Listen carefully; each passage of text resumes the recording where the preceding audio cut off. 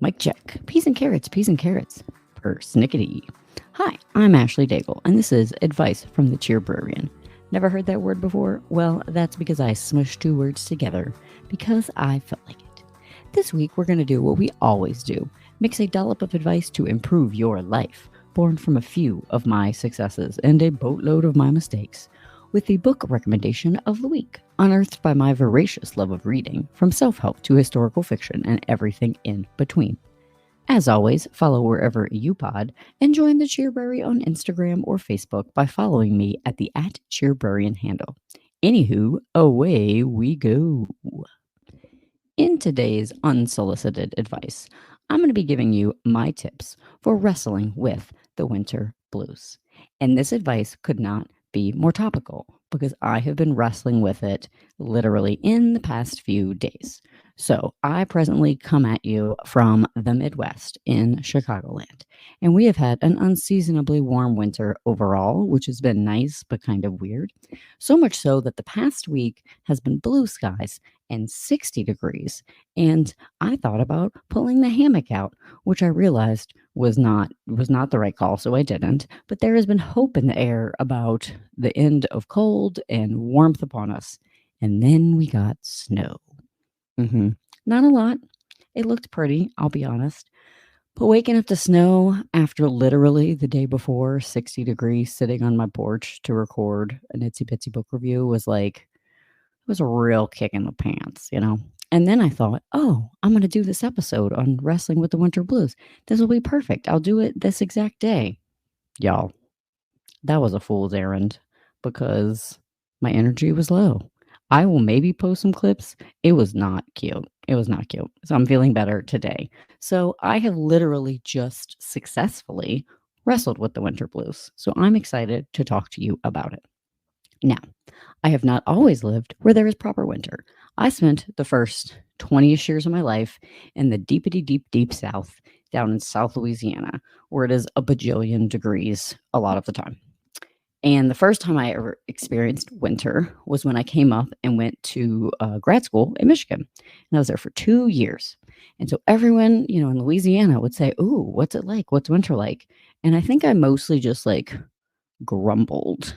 It was not great. Like my best friend and my mom were like, "Do we need like an intervention? Like, is she gonna be okay?" Because I was not. I didn't spend time outside. It was just not a good time for me. It was gray. It was gross. And so, in conclusion, I very famously said, for years, what I thought about winter was that if anyone ever asked me to move where winter was, I would say, absolutely not. And I sit here before you, a liar who has now lived in winter for 7 additional years. But listen, I'm not here just to bag on it, okay? I actually like winter. I enjoy experiencing it some. I was very surprised to know this when I moved here. I moved here in December. So going from Louisiana to Chicago, December, oof, don't recommend. Because in Louisiana, we took family photos in sweaters and we were like pretending like it was cold, but it was 75. And then in, Chicago, it was 20. But I'd been here about a month and I was it'd been gray and cold and I was over it. And so I told my husband, like, "Hey, I just need to go for a walk." And he's like, "Put on some layers, go for a walk." And I was like, "Okay, all right, we'll try." It was like 8 o'clock at night. Okay. I put on layers, lots of layers. And I went outside and just started walking in the snow to see how I would feel about it. Fun fact, 8 o'clock at night, snow on the ground, it's actually not dark because the snow reflects like all the ambient light. So you could almost sit outside and like read a book if you were into that sort of thing. So anyway, I walk around and then I come back inside like literally an hour later. And my husband's like, "Are you okay?" Because I just had this like stunned look on my face. And I was like, "I think I like walking in winter." And he was like, "Cool." So that is when I learned this is actually an environment that I can appreciate. So I will say this is not just a bagging on winter episode because it can be enjoyable under the appropriate circumstances. But if you've never really experienced, like, what is it like? What is winter like? I will tell you. I've decided winter is it's like having this invisible weighted blanket that is on top of you. and you don't know it's there, but it's like always pressing you down. Not the beginning of winter. The beginning of winter's cute. There's soup and it's nice and you get blankets. But come like February-ish, it's like you forget that there are other like heights to your personality and joy because the blanket of winter is just pushing you down. There are two options you have to wrestle with it. So, option one, which is the option I chose 2 days ago, was stay under it. I woke up mad and I stayed mad. And that's really all there was going to be to it. I was not very pleasant that day, but I recognized what was going on and acknowledged it. And there is power in just naming how you're feeling and what is happening and kind of owning it. So I will say to you, with the power vested in me by literally nothing, as the librarian, I give you permission to be a certified grumpy grumpy Gus. There it is. When the weather is on your last nerve, it is okay to just sit in it and be big mad. That is option one. But also, the option I chose yesterday, option two, is that you can fight it. You could fight with the winter that is trying to keep you under. So, step one of wrestling with the winter blues is to get good at layers. I did not understand that when I moved here. I had a coat, okay. It was from Old Navy. It was turquoise and it came down to like kind of my belly, like right above the booty. And I was like, this is a coat. It's a pea coat. That is not a coat, okay. If you are going to be in a temperature that is, let's say, I don't know, 30 to 45 degrees, you need a coat that comes past the bootay, that has a hood that fits you well, that you can do some layers under. If you are going to be in a temperature that is, let's say, 25 degrees and less, you need what I refer to as the sleeping bag coat, which is that poofy son of a gun that comes past the knees. Okay. You need warm socks, you need gloves, you need something for the noggin. And what layers you do as far as pants and shirts, just put on things you already own. The end. So, step one, layer it up, people, if you're going to be outside for longer than like 5 minutes. Step two is you need to embrace seasonal activities and cuisine. So, like I said earlier, I didn't even know that I liked walking in winter. That was the problem when I lived in Michigan. I never tried to go outside. I just sat inside going, boo, it's gray, boo. If I had tried, I might have actually enjoyed it. So whether it's walking outside or some sort of festival that you can be outside with lights and it's like cute, whether it is just getting heavy into your soup game, because guess what? I love gumbo. I'm from Louisiana. I've gotten to the point where I make one that I'm sort of satisfied with. I do not want gumbo when it is 90 degrees because that is too hot for gumbo. But when it is 30 degrees, chef's kiss, perfect. So embrace, try something new, and that might surprise you. And then the third thing you can do is my no-fail mood boosting trifecta. So you do one or all three of these things and you will be in a better mood. So number one is you need to interact with a human being. This can be you text a friend. This can be you actually talk to a person when you're checking out at the grocery store. But you need to interact with the human being so that you remember you are not alone on the planet, because that is important. Number two is music. Put on music that you love. For me, what will always get me very excited, this is a very authentic moment, jock jams. Okay, this was the music that was blaring in stadiums in the 90s and 2000s. You know, like what's the one from that movie? I like to move it, move it. I like to move it, move it. She likes to move it. That was a beautiful moment. I'm glad I recorded. Anyway, jock jams. It peps me up. So whatever is that version for you, put on music in your ears, listen to it.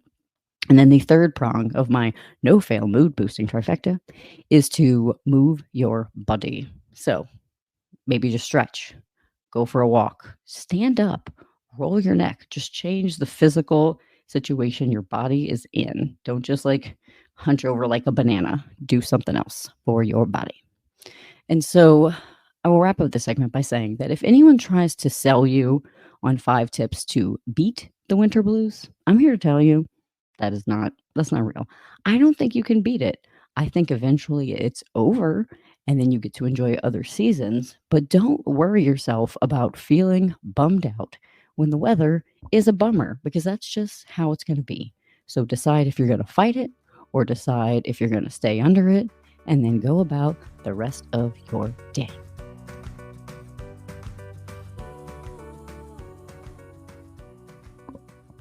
Now we are going to get into unrequired reading. Now you might be thinking, oh, we talked about winter, so Ashley's going to give me a book set in winter. No, it's not always going to be as linear as that. So when the weather is terrible, when I am in a mood, and in winter in particular, where I kind of feel put upon, I want to read books where awful things happen to fictional people because it helps me to remember that things could be worse. I need that sweet, sweet German Schadenfreude, which is, deriving pleasure at the pain of another, to make me feel better. So, like the book I'm about to recommend, in this book, if you say you want to go outside from the silo that these people live in, they live in a silo, not great. If you even whisper, I want to go outside, you get to go outside. And it seems to be poisonous, and then you die. So it's nice to remember, okay, winter's bad, but I can go outside and I'm not going to be sentenced to death. So, what is the book called? It is called Wool by Hugh Howey. And this is going to be a bold claim because I know it's only February, but this book, and I recently read it, will be on my top 10 books of the year. Maybe my top 3, maybe my number 1. It is so good. So, this book has 3 things that I absolutely love. Number 1, dystopia. So, yes, dire, terrible things. Number 2, an awesome female character. There's actually a lot of good characters in this book, but one in particular, she's strong and just, oh, she's so great.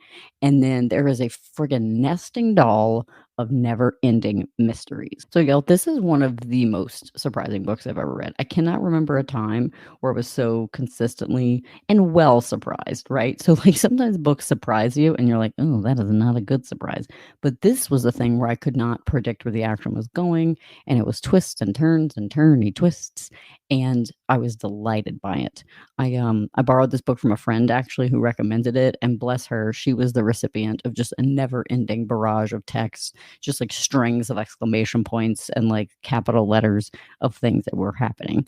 And so for me, a novel that has that many plot twists can seem like unrealistic or it can end up being contrived. But how he managed to ground the story enough with his writing and the characters where it's still believable but surprising. I want to talk for a minute about the origin of this book because I think it's really interesting. So, Howie wrote one standalone short story that is the first part of the book. But then he had written a couple other short stories and they became so popular that it like came together in this book. And then he wrote sequels. And so it was really built out of like fan encouragement. That is really interesting to me. And he likes to encourage his fans so much. He basically was like, hey, write your own stuff set in this world. And he has actually like publicized fan fiction that is part of this universe, which I think is super creative and super interesting for an author. And listen, I will be recommending books every week on this podcast. I don't want you to feel overwhelmed. You don't have to ever read any of them. You just have to listen to my podcast every single week. That's just all. But if you're like, man, the story does sound interesting, but I don't have time to read a book, well, good news, boo boo, because it is on Apple TV Plus. There is 1 season done, 10 episodes, so short time commitment there. And I'm happy to report they're filming the 2nd season. So that means you won't be stuck with any like terrible cliffhangers. I have started watching it. I am really enjoying it. They have taken some liberties with some choices in the show. There are things that happen differently than the book that I don't love, but the casting is great and the world building, it looks like better than I could have imagined it. And so I'm not mad about it. So if you're interested in the story, you could check that out. So that's it. Today's episode coming to a close. I love a little recap because life is busy and I want you to have at least one little nugget of wisdom to take with you. So, what did we do today? Well, the unsolicited advice of this episode was how to wrestle with the winter blues, and you are perfectly allowed to be a certified grumpy Gus about it. In unrequired reading, I recommended the deliciously dire Wool by Hugh Howey to remind you that things could be way, way worse than winter because you do not live in a silo, presumably. And if you're wondering, gosh, I wish there was a convenient place to see a resource link, well, look no further than the show notes where you can find such things. Now go on, get out of here, pet a dog, drink some water. Okay, bye. If you liked what you heard, tell 2 other human beings you know about it. And please, pretty please, remember to follow Advice from the Cheerbrarian in all your favorite podcast places or visit our website at cheerbrarian.com.